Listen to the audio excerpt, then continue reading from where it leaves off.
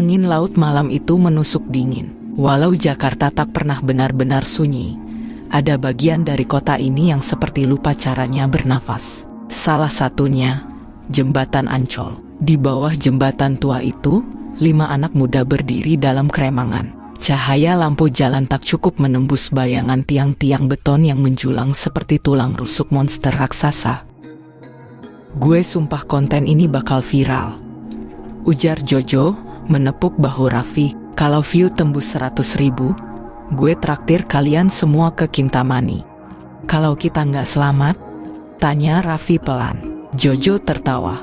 Ya iyalah, Bo, ini Ancol, bukan hutan Kalimantan. Cuma jembatan tua doang, cuma mitos.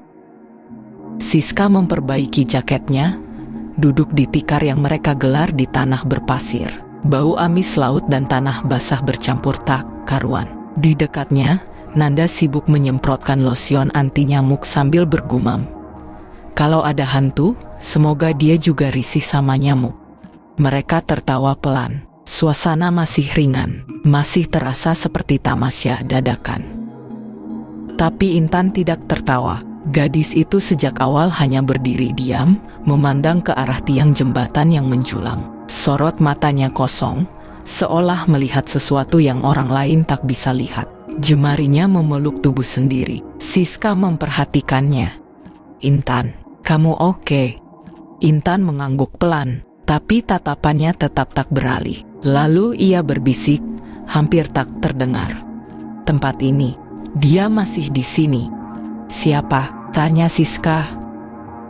Intan menoleh, bibirnya bergerak, tapi tak sempat menjawab. Jojo sudah berdiri di tengah-tengah mereka sambil mengangkat kameranya. Oke guys, rolling. Challenge, menginap di lokasi urban legend si manis Jembatan Ancol. Mulai, lampu kamera menyala terang. Suasana jadi seperti panggung. Mereka memperkenalkan diri satu persatu. Jojo, konten kreator sok pede. Biangnya ide nekat. Raffi, setengah skeptis setengah takut, tapi setia kawan. Nanda, sinis dan logis, tipe yang percaya lebih pada sinyal HP daripada sinyal gaib. Siska, penakut tapi penasaran. Intan, diam dan penuh misteri. Gue udah riset, kata Jojo. Katanya, si manis itu perempuan cantik zaman kolonial yang dibunuh dan jasadnya dibuang ke sini. Konon kalau dia nggak suka sama orang, dia bisik-bisik aku lapar sebelum ngilangin orang itu. Ngeri nggak?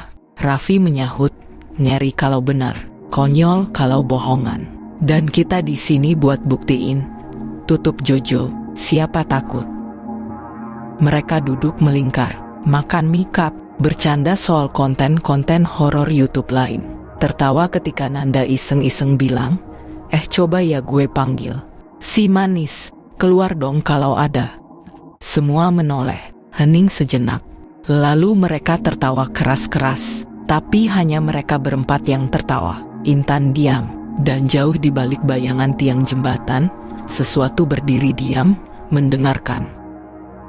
Pukul 1.27 dini hari, mereka mulai lelah. Jojo masih asyik ngecek footage. Raffi dan Siska ngobrol pelan. Nanda mulai tidur-tiduran. Intan duduk menyendiri di dekat pilar beton yang dingin. Pelan-pelan, suasana berubah. Angin berhenti. Suara debur air yang tadinya konstan terputus. Udara jadi pengap, seolah langit menunduk. Dan kemudian, terdengar suara itu. Lu dengar nggak? Bisik Raffi. Siska menegang. Kayak air netes ya. Tapi tak hujan, tak ada embun. Mereka melihat ke atas, beton kering, tak ada air. Nanda mengangkat tubuh, mengedarkan pandangan. Kenapa bau amis ya? Kayak bau darah. Jojo berhenti mengedit, menarik headset dari telinganya. Gue barusan dengar suara aneh di rekaman. Katanya pelan. Kayak bisikan. Bisikan apa? Jojo ragu. Kayak orang bilang, aku lapar. Raffi berdiri. Udah deh, gak lucu. Tapi sebelum mereka bisa ngomong lebih jauh, Intan bicara. Nadanya datar, suaranya berat. Kalian nggak boleh bercanda soal dia. Semua menoleh. Wajah Intan berubah pucat, matanya menatap kosong, dan rambutnya seperti bergerak pelan tertiup angin yang tak terasa oleh yang lain. "Tan, kamu kenapa?" bisik Siska menggenggam tangannya. Intan pelan-pelan tersenyum, tapi senyum itu tak ramah. Dia marah karena kita nginjak tanahnya tanpa izin.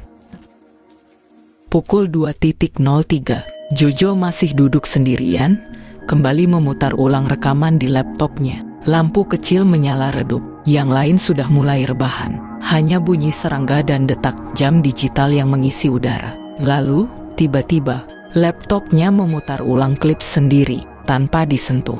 Dan di layar, ada potongan video mereka berlima duduk. Tapi ada satu tambahan, sosok perempuan berdiri tepat di belakang Jojo, mengenakan baju merah lusuh. Rambutnya panjang menutupi wajah. Dalam satu gambar, ia menoleh ke kamera, matanya kosong, bibirnya tersenyum robek. Jojo membeku, headsetnya mulai bergetar. Suara bisikan terdengar. "Aku lapar." Jojo berbalik, tidak ada siapa-siapa, tapi ketika ia menoleh ke laptop, layarnya kini penuh dengan rambut, menjulur keluar dari port USB, menjalar seperti akar menjebak mangsanya. Ia berteriak, tapi tak ada suara yang keluar. Tenggorokannya seperti dicekik oleh sesuatu yang tak kasat mata. Jam menunjukkan pukul 3.17 dini hari. Raffi terbangun duluan. Ia merasakan sesuatu yang aneh. Udara di sekelilingnya dingin tapi kering, seperti pendingin ruangan yang berhembus dari dunia yang mati. Ia menggosok mata, mencari sosok Jojo yang biasanya tidur paling gelisah. Tapi tikar tempat Jojo tadi duduk kosong. "Jo," bisiknya pelan. Tak ada jawaban. "Jojo." Suaranya dinaikkan sedikit. Ia berdiri dan menyalakan senter dari ponsel. Cahaya menyorot ke kiri dan kanan, hanya menampilkan tiang beton, pasir lembab, dan gelap yang pekat. Kamera Jojo tergeletak di atas ransel, masih menyala, tapi tidak ada Jojo. Raffi mendekat, mengangkat kamera itu. Lensa menghadap ke tanah. Saat ia memutar ulang rekaman terakhir, bulu kuduknya langsung berdiri. Dalam video, Jojo tampak sedang menatap laptopnya sendirian. Lalu, perlahan-lahan, di belakang Jojo muncul rambut panjang menjulur dari atas tiang jembatan. Rambut itu melayang pelan seperti memiliki nyawa. Di ujung video, kamera berguncang keras, dan suara Jojo memekik, sebelum tiba-tiba sunyi, rekaman berhenti. "Jojo!" Raffi langsung membangunkan yang lain. Mereka berlima sekarang tinggal 4. "Gila, lu ngapain sih ninggalin dia sendirian? Kita harus cari dia." Siska panik. Nanda memelototi Raffi. "Tunggu, ini serius. Bisa aja dia cuma iseng kan? Buat nambah konten." "Iseng?" Suara Raffi gemetar. "Kalau itu iseng, kenapa darah ini ada di jaketnya?" Ia menunjukkan noda merah kecoklatan di kerah jaket yang tergeletak di dekat ransel. Baunya amis, lebih kuat dari darah biasa. Nanda mulai pucat. Sementara itu, Intan tetap diam, tapi matanya menyapu area sekitar seolah tahu sesuatu. Ia berjalan pelan ke tepi jembatan dan memandangi sungai yang menghitam seperti lumpur tua. "Aku tahu kemana dia pergi," bisiknya. "Dia dibawa." "Dibawa siapa?" Siska mendekat. Intan tak menjawab, tapi tiba-tiba ia menyanyikan sesuatu, sebuah kidung pelan, dalam bahasa Jawa tua. Nanda memelototinya. Tan, lu kenapa sih?"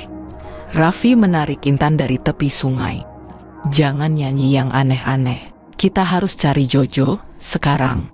Tapi sebelum mereka sempat melangkah, sesuatu jatuh dari atas tiang jembatan, sehelai rambut panjang, tebal, basah, mendarat tepat di depan kaki mereka. Semua membeku, lalu terdengar suara dari arah gelap. "Aku lapar."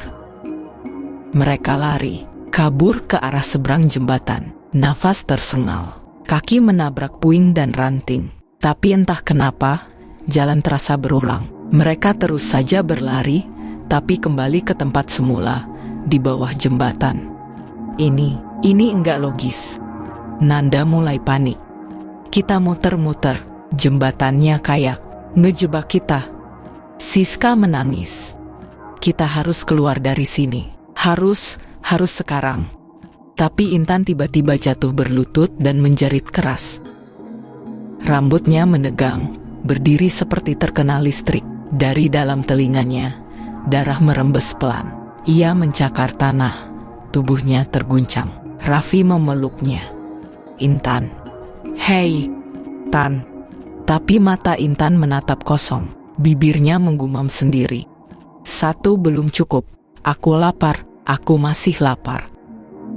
Beberapa menit kemudian, mereka berlindung di balik sebuah tiang besar. Nanda berusaha mencari sinyal di ponselnya. Gagal. Siska berdoa tanpa suara. Intan gemetar seperti kesurupan ringan. Raffi mencoba berpikir jernih. Lalu ia teringat sesuatu. Jojo sempat menyebut ada penjaga jembatan yang sering terlihat oleh warga sekitar. Seorang bapak tua yang kadang malam-malam duduk di tepi jalan. Katanya suka kasih bunga melati buat orang yang mampir ke area ini.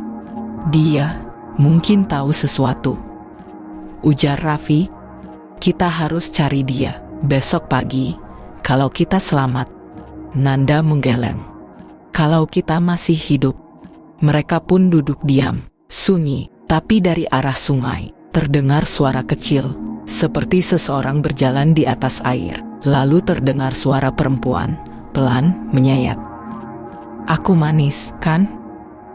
Seketika, Siska menjerit. Sebuah tangan pucat dingin menjulur dari bawah tiang. Jemarinya panjang, kukunya patah, tapi masih menggenggam kuat.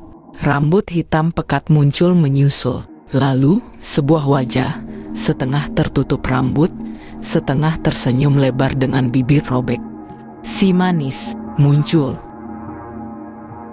Siska menjerit, tapi jeritannya terputus saat tangan pucat itu mencengkeram kakinya dan menarik dengan kekuatan yang mustahil datang dari tubuh sekecil itu. Rambut hitam basah menjulur dari kegelapan seperti benang-benang hidup, melilit pergelangan kaki Siska, lalu meluncur ke atas, menyentuh betis, pinggul, dan akhirnya membelit tubuhnya seperti ular lapar. Tolong, Raffi, tolong. Raffi dan Nanda langsung menarik tangannya, tapi rambut itu terus mengencang. Tubuh Siska terangkat beberapa sentimeter dari tanah, melayang seperti digantung. Di atas mereka, di antara dua balok beton jembatan, sesosok tubuh perempuan tampak melingkar di langit-langit seperti laba-laba. Si manis. Matanya menatap kosong, seakan tak mengenal siapapun. Tapi senyumnya, senyum lebar menyayat pipi itu, menyimpan kebencian yang dalam. Darah menetes dari sela rambutnya, jatuh di wajah Raffi. Dia, manis. Gumam Intan tiba-tiba dari balik tiang. Tapi dulu, dia lebih manis lagi, sebelum mereka rusak tubuhnya. Nanda berteriak, melempar batu ke arah hantu itu. Tak ada pengaruhnya, tapi dalam sekejap, rambut-rambut itu melepaskan diri dari tubuh Siska dan menghilang seperti diserap tanah. Siska tergeletak, tak sadarkan diri. Dadanya masih naik turun. Mereka berempat terdiam. Raffi menempelkan telinganya ke dada Siska. Masih hidup, tapi tubuhnya seperti dicetak dalam anyaman rambut. Lilitannya meninggalkan bekas merah keunguan di kulitnya. Lehernya juga sempat tertekan. Beberapa helai rambut masih menyangkut di mulut dan kukunya. Langit mulai menunjukkan tanda-tanda fajar, tapi cahaya tidak juga muncul. Seolah malam ini lebih panjang dari seharusnya. Ponsel semua orang mati total, meski beberapa jam lalu masih 70% baterainya. Nanda berjalan pelan, mencoba melihat sekitar.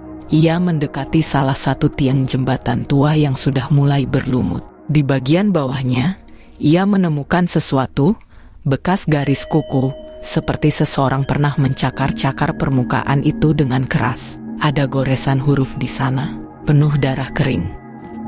Tolong, aku dikubur di sini. Nanda melangkah mundur.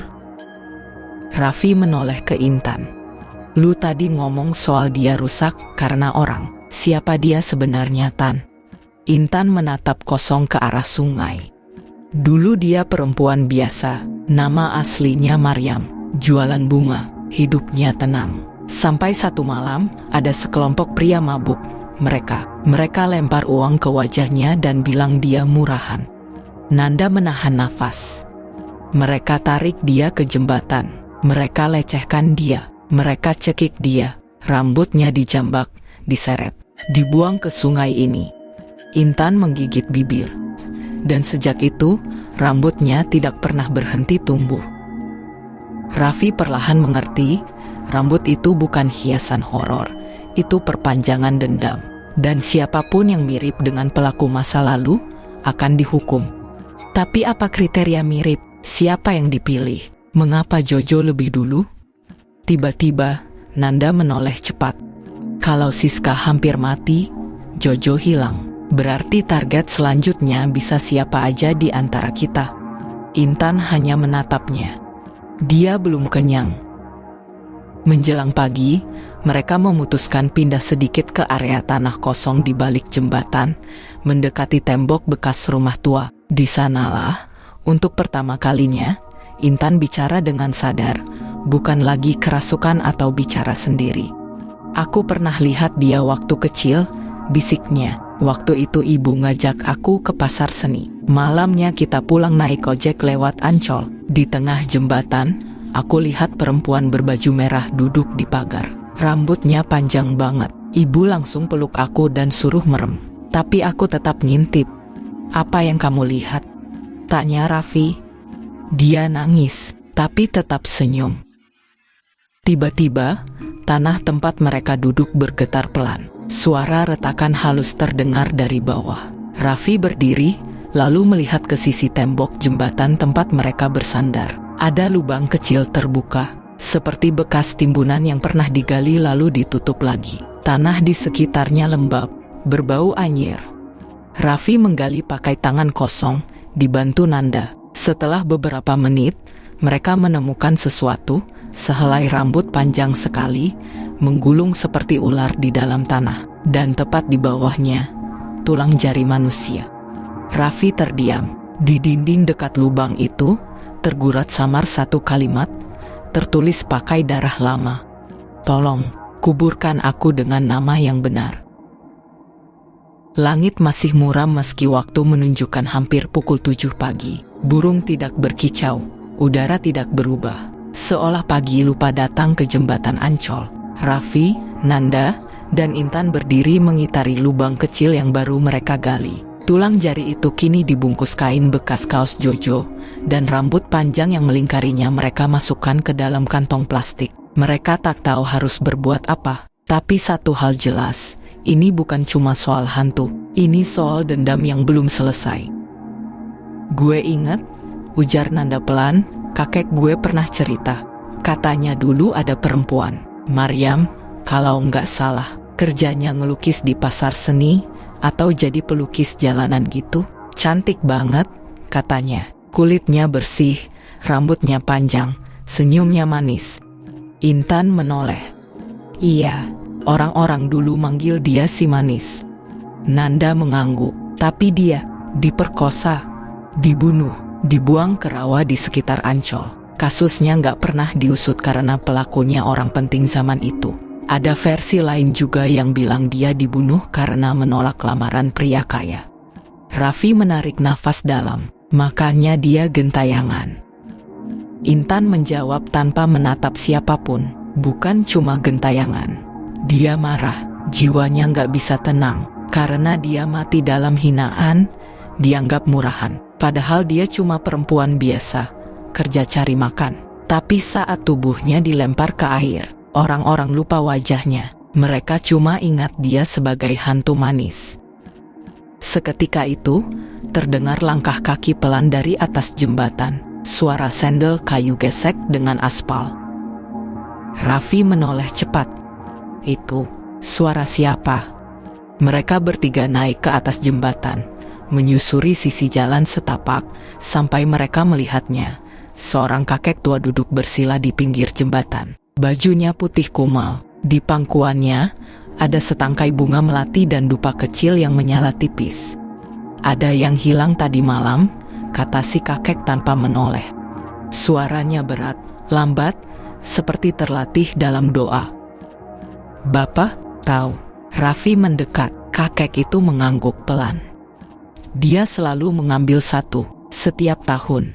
Sudah sejak lama begitu. Kadang yang nyasar, kadang yang sengaja cari dia. Dulu tempat ini rawa, tak ada beton, cuma tanah basah dan jeritan malam. Di sanalah tubuh Maryam dikubur diam-diam. Kami ketemu, rambut dan tulang," gumam Nanda.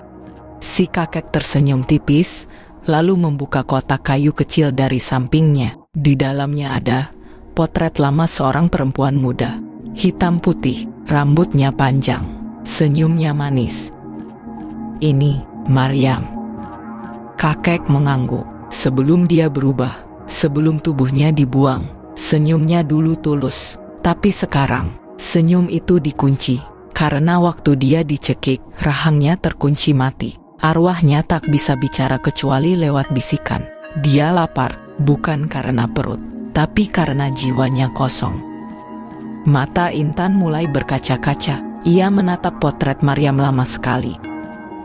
"Dia sering datang di mimpiku sejak aku kecil, dan aku ngerasa kaya. Dia manggil aku. Bisa jadi darahmu masih bersambung dengannya," kata si kakek. "Kadang arwah yang tersiksa hanya bisa bicara pada mereka yang membawa warisan luka." "Kalau gitu, gimana cara kita bantu dia?" tanya Raffi, supaya dia tenang. Si kakek menghela napas. "Kuburkan dia, tapi bukan cuma jasadnya. Nama baiknya juga harus dikembalikan. Tak boleh lagi dia disebut hantu. Dia harus dipanggil sebagai Maryam." "Maryam," bisik Intan. Kakek itu memberikan satu tangkai melati ke tangan Intan. "Letakkan di tanah tempat kalian gali tadi. Jangan panggil dia si manis malam ini. Jangan sebut aku lapar. Jangan sakiti dia lagi, karena dia sudah cukup terluka." Mereka kembali ke bawah jembatan. Siska sudah sadar, tapi masih lemah. Setelah diberi air dan ditenangkan, ia memeluk Intan sambil menangis. Intan menatap tanah itu dalam-dalam. Ia menaburkan melati sambil memejamkan mata. Dalam hatinya, ia berkata, "Maryam, maaf, kami menginjak tempatmu tanpa izin. Kami tak tahu ceritamu penuh luka. Kami akan bantu kau pulang." Dan untuk pertama kalinya malam itu, angin bertiup, lembut, sejuk, membawa aroma melati dan suara bisikan. "Tapi kali ini bukan aku lapar, kali ini terima kasih." Matahari akhirnya muncul, tapi tidak hangat. Cahayanya pucat, seperti sinar lampu rumah sakit yang menyorot luka yang belum sembuh. Pagi itu, Intan duduk di dekat lubang tempat tulang jari Maryam ditemukan. Melati yang ia tabur semalam sudah mulai layu, tapi aromanya masih samar di udara. Siska duduk tak jauh darinya, masih trauma, matanya kosong, pipinya pucat. Sesekali ia bergumam tak jelas. Rambutnya masih terlihat bekas bekapan, lilitannya memar seperti bekas tambang. Nanda menyiapkan air minum dan roti dari tas Jojo. Ironis, karena pemilik tas itu masih belum ditemukan. Raffi berdiri di tepi sungai, menatap permukaan air yang tenang seperti kaca. Tapi dia tahu, di bawahnya, ada rahasia yang belum selesai. "Gue mau turun ke pinggiran sungai," kata Raffi. "Ngapain?"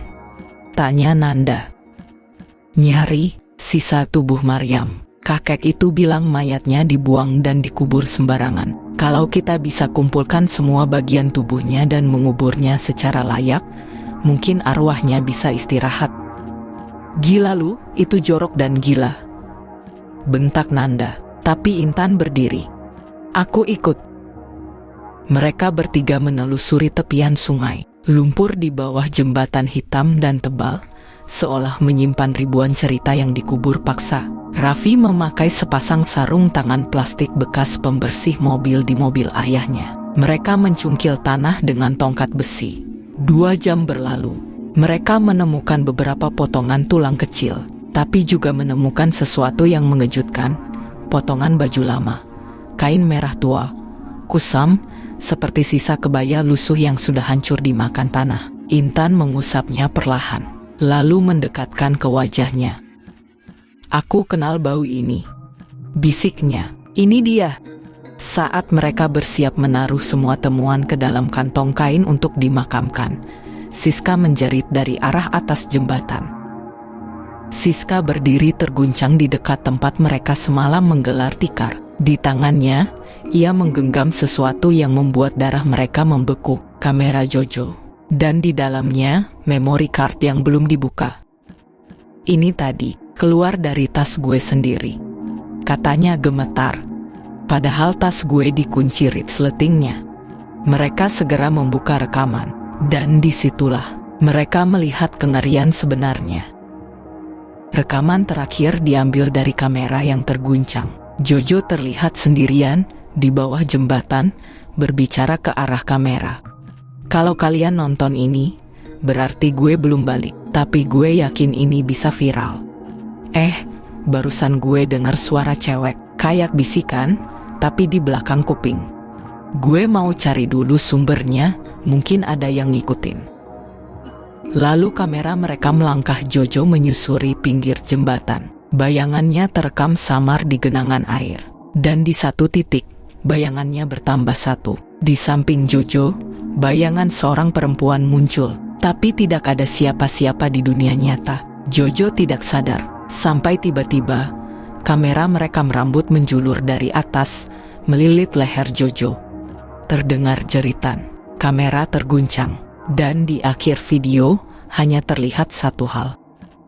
Wajah si manis, dekat sekali ke kamera, matanya kosong, darah mengalir dari sudut bibirnya, dan ia berbisik, "Belum cukup, satu lagi, dan aku akan tidur." "Berarti, siapa yang dia maksud satu lagi?" tanya Nanda. "Kita semua masih hidup." Jojo yang dibawa, Siska hampir, tapi siapa korban terakhir?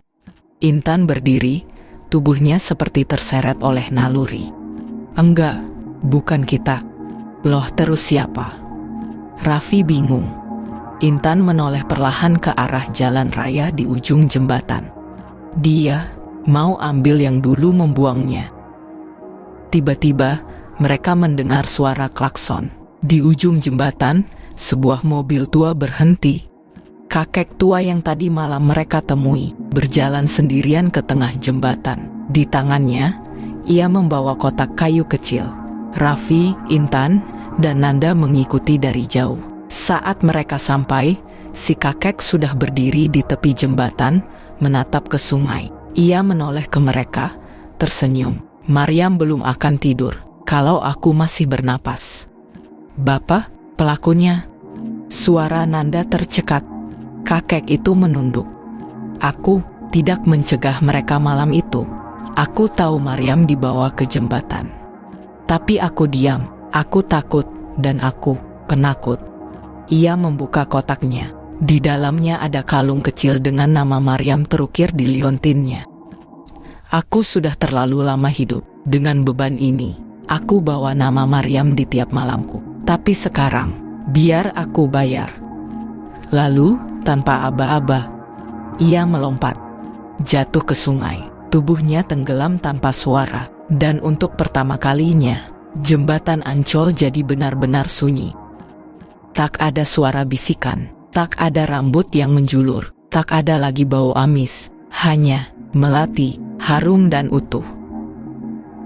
3 hari telah berlalu sejak lompatan kakek tua itu, dan selama 3 hari, jembatan Ancol diam. Tak ada gangguan, tak ada suara "aku lapar." Bahkan, malam pun terasa biasa saja. Polisi menemukan jenazah laki-laki tua itu tersangkut di akar pohon di tepian sungai. Tidak ada tanda kekerasan.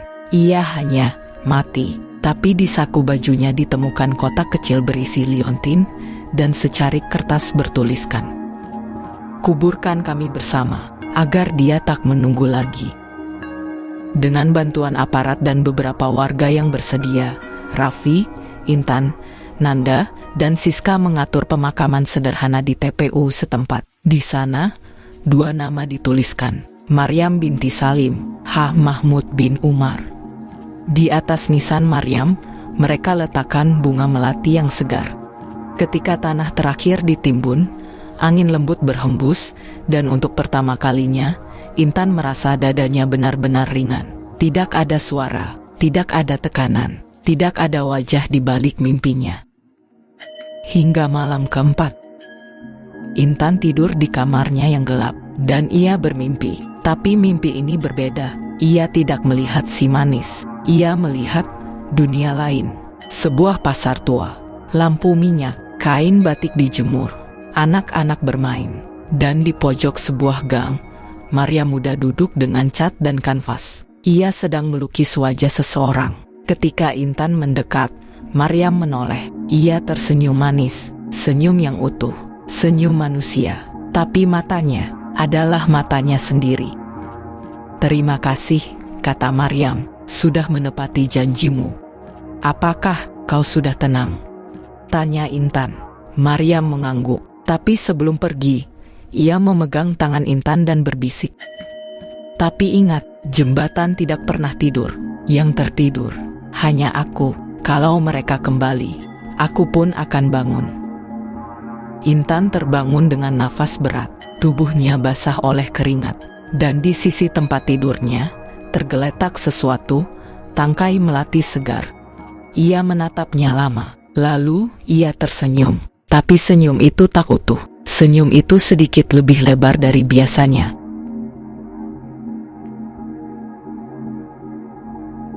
Beberapa bulan kemudian, seorang YouTuber baru dengan akun bernama Ghost Hunter ID mengunggah video. "Nekat nginep di jembatan Ancol, katanya si manis udah nggak ada." Ditonton 347.000 kali, video menunjukkan dua pria muda mendirikan tenda di bawah jembatan, tertawa, bercanda, menghina mitos, mengulang nama si manis berkali-kali. Di menit ke-14.27, kamera merekam bayangan ketiga, dan dalam rekaman suara, ada bisikan yang familiar. "Aku lapar." Like and subscribe.